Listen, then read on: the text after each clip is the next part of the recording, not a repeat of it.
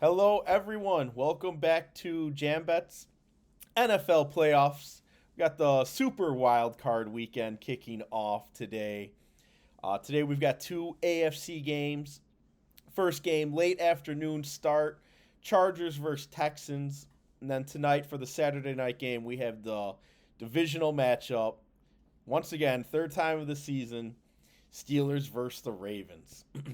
So I am Tyke Money, joined as always by the fantastic Momma Mia. We've got the custom made shirts on today. Mine is backwards, but Mamma Mia's is visible and Yours is fine. eligible. Huh? Yours is fine. I can see yours fine. Well, on my side, it's not. Mine looks But like on my yours. side, mine's wrong too. So Yeah. maybe they're both wrong. So we'll go ahead. We'll get it started. We're going to be giving you guys some players that we like to overperform and underperform in each game, and we'll also be telling you our leans and thoughts of who we think is going to win and if we think they're going to cover or not. So, Mama Mia, would you like to kick us off with your over slash underperformers for Chargers versus Texans? Yes. I am very interested in this game.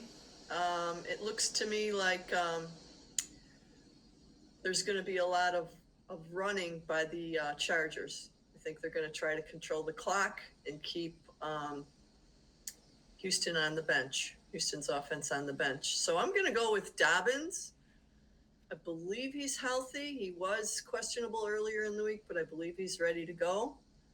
Another guy I really like here is Derwin James for the Chargers. I think the Chargers defense is going to step up big time here. And then I don't really have anyone to underperform here. Let me think. Oh, you know what? Quentin Johnson. He's perpetually a ghost. So he might prove me wrong today, but I cannot trust that guy. He does not show up consistently. And then on the Houston side, I like Collins today. I think I heard he's in line for a $2 million bonus if he gets something like 80 yards or something like that in the game today.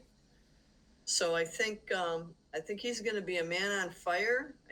But he is going to be guarded by Derwin James. So there's your popcorn ready matchup from that game. I think that's going to be really fun to watch. And so whoever can take whoever can take each other out there is going to be the one who wins this game. The winner of this game actually is going to go to Kansas City then too. So yeah, so they're playing. This is the first wild card game, and San Diego is the 5th seed, and Houston is the 4th seed. So Houston obviously won their division, and San Diego is the wild card because the Chiefs clinched the division mid-season. Yeah, mid-season. Last year they clinched the division. Yeah. How about you, Tyke? What do you got for this game? So I've got one overperformer and I have an underperformer as well. So my overperformer, I'm going to take Lad McConkey. Um, I think he's proven himself. He's been a rock star this season. He's getting a ton of volume, ton of targets. I was a little bit worried with Stingley, the Texans cornerback. He's the first team All Pro cornerback this year. Looked a little bit further into him. Stingley is not a cornerback that travels the field. He primarily plays one side of the field. He'll be playing the defense's left side of the field. So he won't be shadowing McConkey all game. And I think the Chargers, maybe we'll see Stingley move, but historically he doesn't.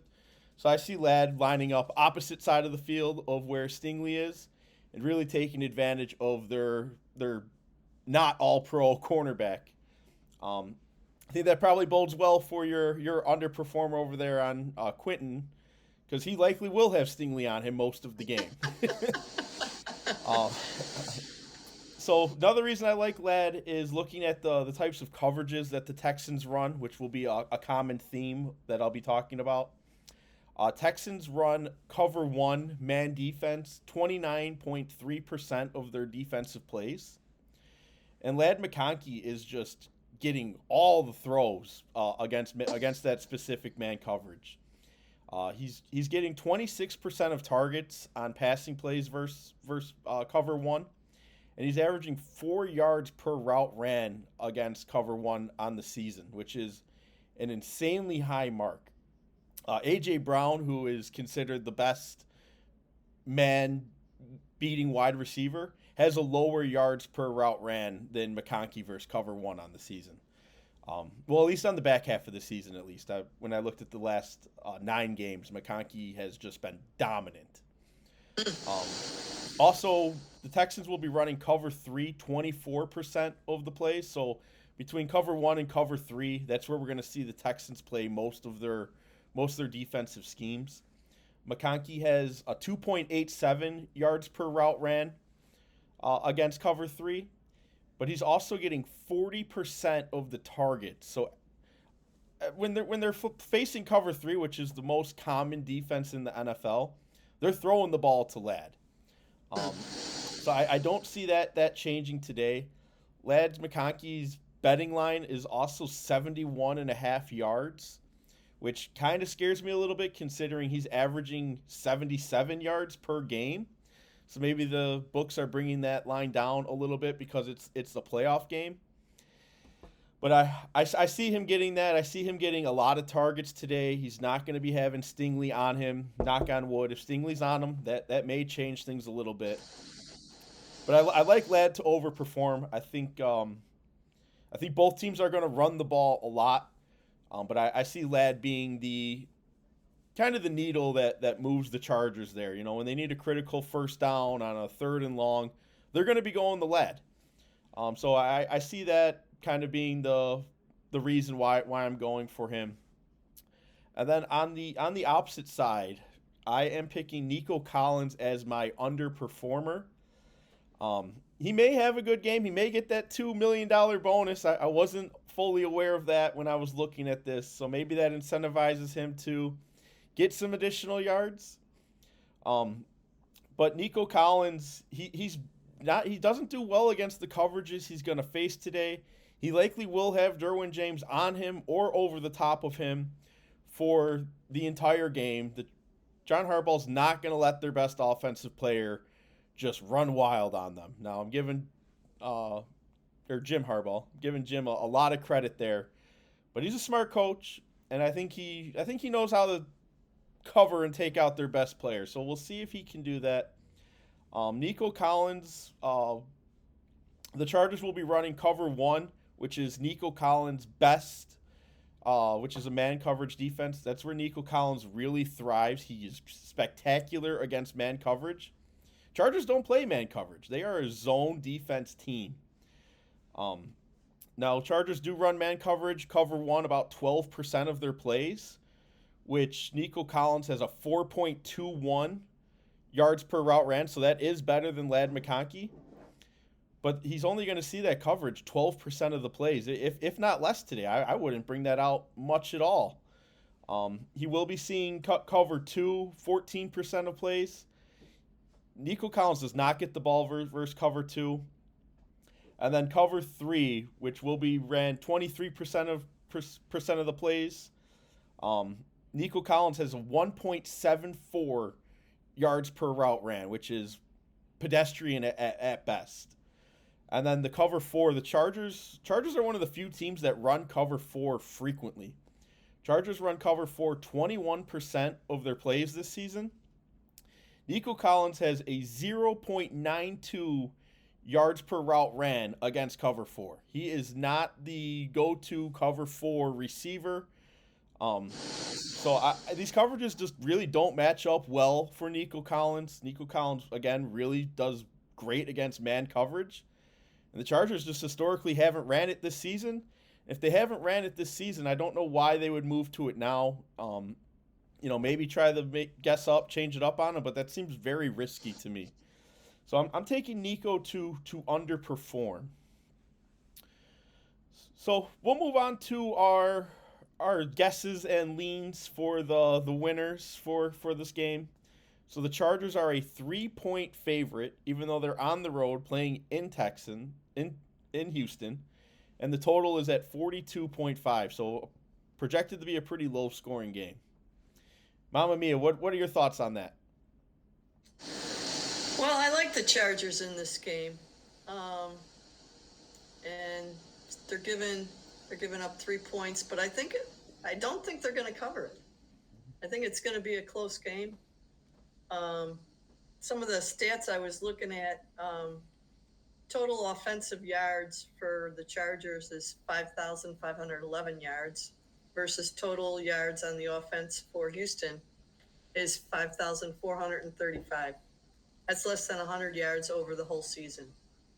The Chargers defense has given up a total of 5,514 yards, and the Houston defense has given up 5,347 yards. So Houston's defense has done a little bit better job in containing, especially the pass, not so much the rush. They're pretty even on the rushing.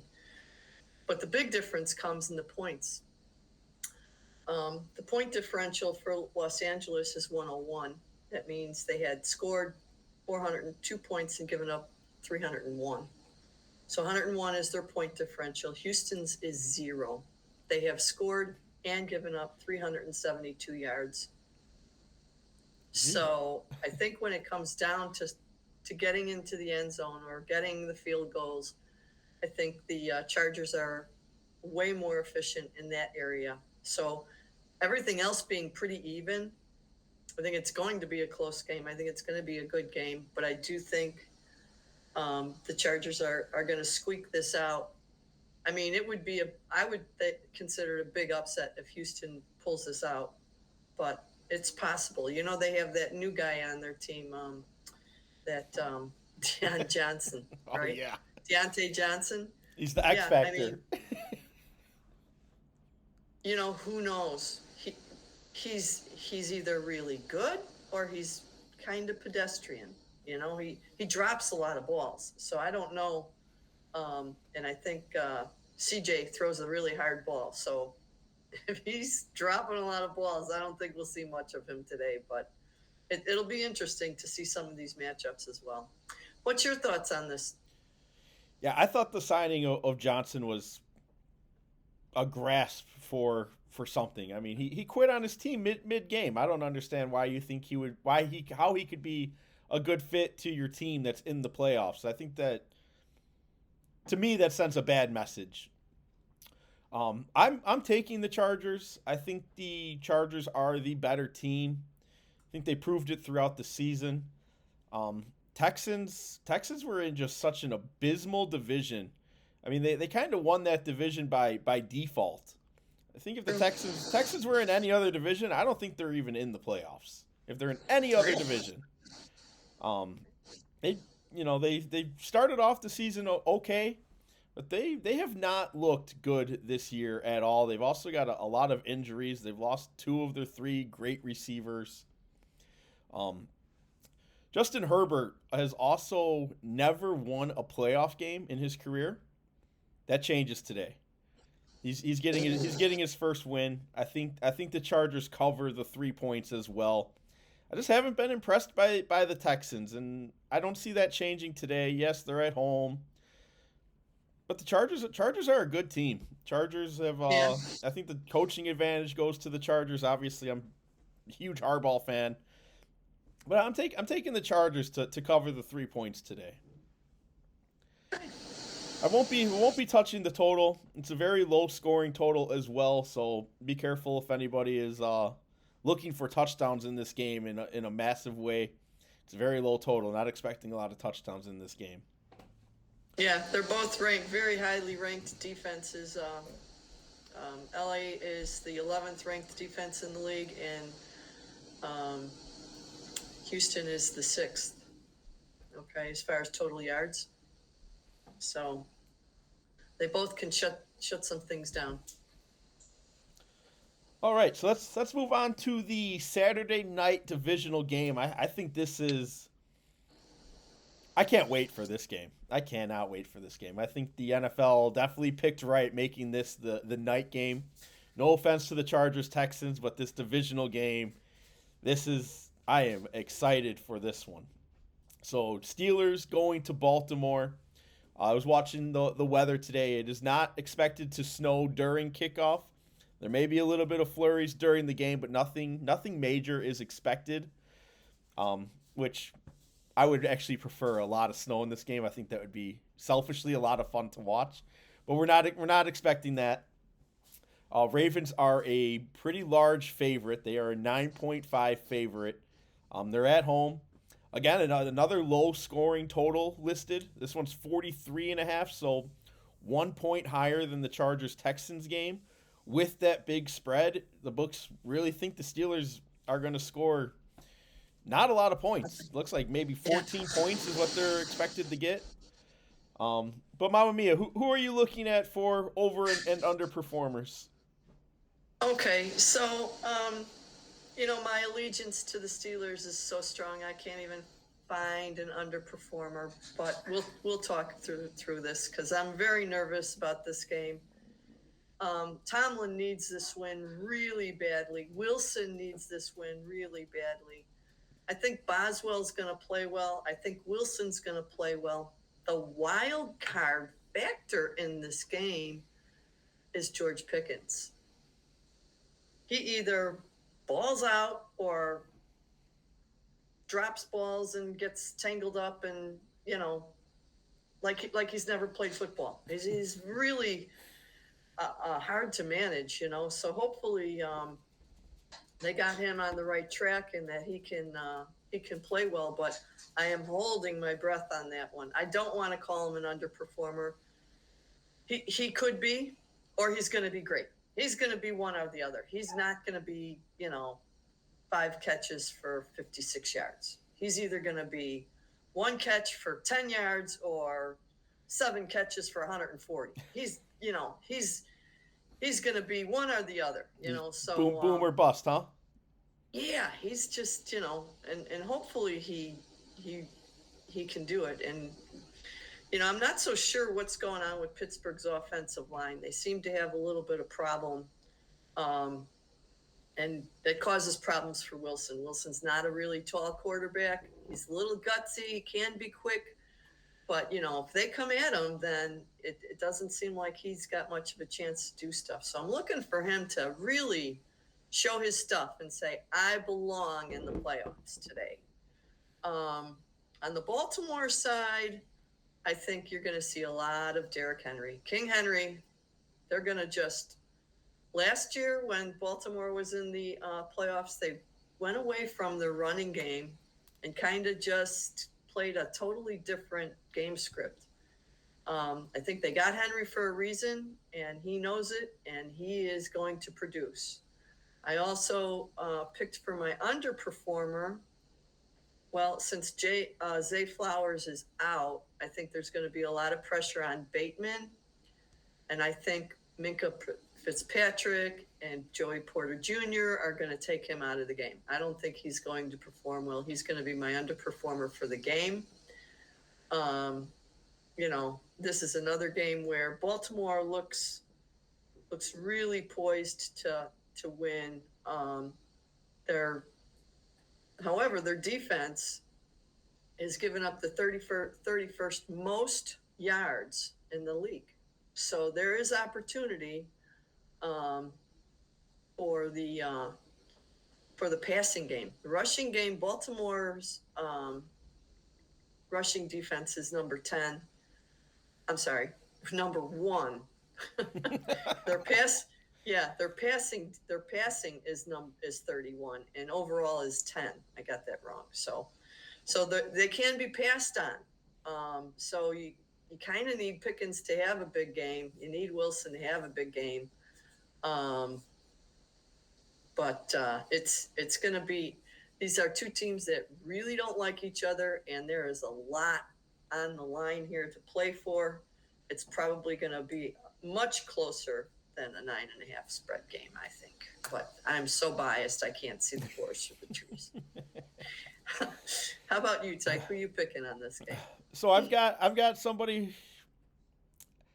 I think it's a divisional game for one. This is going to be a close game. So overperformers and underperformers are difficult to pick in this type of, and this trend's going to continue throughout the playoffs. There's not going to be clear cut and dry, the number 3 receiver versus the worst pass defense in the league. We're not going to really see that this going forward. So we're going to have to really kind of pick our spots here. But Derrick Henry, it's just so hard to not say him. So I'm going to say him. Last time these two teams played each other, which was I think week 16, maybe 15, it was towards the back end of the season. Derrick Henry had 24 carries for 162 yards. The proof is in the pudding. If nobody can stop this guy, he is just a literal freight train running down, running at you. And I just see the Ravens. They brought him in for this exact reason. If I'm the Ravens, I'm just giving him the ball, giving him the ball, giving him the ball. Stacked box, it doesn't matter. I think with Zay Flowers being out as well, I think that just brings Bateman and I forget their other wide receiver, but they're just going to be sending them down the field, getting safeties, out of there. Maybe take a shot or two, keep them honest, but I'm just seeing Derrick Henry get this ball all the time. I wouldn't be surprised if he gets 70% of the touches in this game. That's why they brought him in. He's the big bruising back. This is playoff football. 3 yards in a cloud of dust. Derrick Henry's more like 5 yards in a cloud of dust. One spot that I did find interesting, though, is Derrick Henry's receiving line for betting-wise. His line is currently set at 4.5 receiving yards, which struck me as just pretty low in general. Last time these two, well, actually both times they've played each other this season, Derrick Henry has 2 receptions in both of those games. And Derrick Henry averages almost 11 yards per reception. So, I don't know, one screenplay, one check down, one anything, and it looks like Derrick Henry would more than double his receiving line, which I think they're going to give him the ball a lot. So, screenplay, change it up a little bit. I could see him getting one catch in this game, at least. Now, Justice Hill is back. I don't care. I'm giving the ball to Derrick Henry as much as I can. Steelers are also allowing a lot of touchdowns to running backs. A running back has scored in 75% of games against the Steelers this season. So they're struggling against the run. They're struggling to stop the running backs, and they're facing the best running back in the league. So I'm not going to overcomplicate it, but I'm going Derrick Henry. Another guy I'm going to be watching out for is Pat Freiermuth. He's quietly having a very good back half of the year. He has 3+ receptions in the past 7 games. And last week, he really came alive last week. He had 85 yards with 8 receptions and a touchdown. You kind of touched on it as well, but the way to move the ball on the Ravens is to throw the ball. And the Ravens, they're not very good. They're actually on the below average against defending tight ends. So I could see him. I don't know what his lines are or anything, but he stood out to me. He's getting targets. He's getting receptions. I think he's maybe a little bit of a sneaky play. I could see the Steelers throwing him the ball pretty frequently. I think they're going to be in quite a bit of jumbo packages as well, so I could see him and Washington potentially on the field together. 2 big bodies that the Ravens are going to have to deal with. So as for the winner spread total, Ravens big favorites, low scoring spread or total put out there. Mama, what are you thinking? Who's going to win tonight? Oh, my heart says I have to go with Pittsburgh, but then I look at all these stats, and the point differential for the season for Pittsburgh is 33. They've scored 380, given up 347 points. And then when you look at Baltimore, it's 157 is the differential versus 33. So Baltimore scores a lot of points, 518 points, and they've given up 361.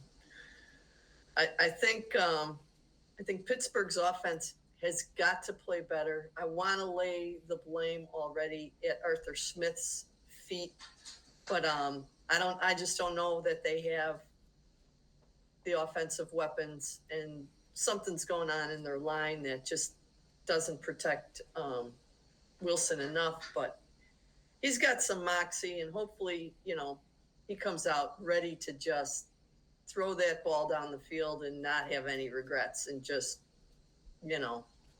get this offense on the board immediately. Because I know it doesn't sound like it's going to be a high-scoring game, but I think it might be. I think that it has the potential. I think, Baltimore's going to try and run the clock and run the ball, and every time Pittsburgh gets the ball, they're going to have to throw it. They're going to want to go downfield. So there is the potential for this to be an over game. But when I look at it, I can't realistically say that Pittsburgh, they could win. They could. They need so much help, though. I don't know. I guess I have to say it, huh? You don't have to. I mean, it's a close game, so they're not gonna lose by 9.5 points. Bold. That's bold. That's bold. I'm hoping they win, but I don't think that Baltimore will cover the 9.5. So I'm gonna go that way. Okay, I'm with you. I think the total is a little bit low. I feel like a lot of times when these great defenses play each other, the other teams do find ways to score on them somehow. I think the total is low. I feel like I'm in Groundhog Day, though, because I think this is the same spread, the same total as the last game when these two played, and I was with you. I was like, no way, the Steelers lose and can't cover this in a playoff-type atmosphere game, and they got crushed.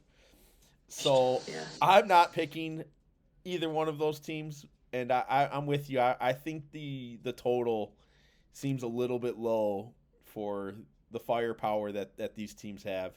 I can see the Ravens scoring 28 points themselves. Mm-hmm. So I would lean that. I'm afraid to pick a team to win or the spread. It's just deja vu, and I was wrong last time. So I'm just looking forward to watching a great game. And again, I think Derrick Henry is going to be the difference maker here. All right. Anything else in closing, Mama? Oh my God, I just can't wait. These are both going to be, I think they're both going to be close games, good games. All four of these teams belong in the playoffs. But, the cream is going to rise to the top today. You're going to, and maybe they just squeak it by, or maybe we see some blowouts, but I don't think we're going to see blowouts today. I think we're going to see some pretty good football. We got some good coaches here that, and they seem to know each other pretty well, at least in the evening game. They know each other very well. So, don't get overly cute. Just do what you do, do what you do and get it done. And so we'll see. Do what you do. Yep. Turn around and hand it to Derrick Henry.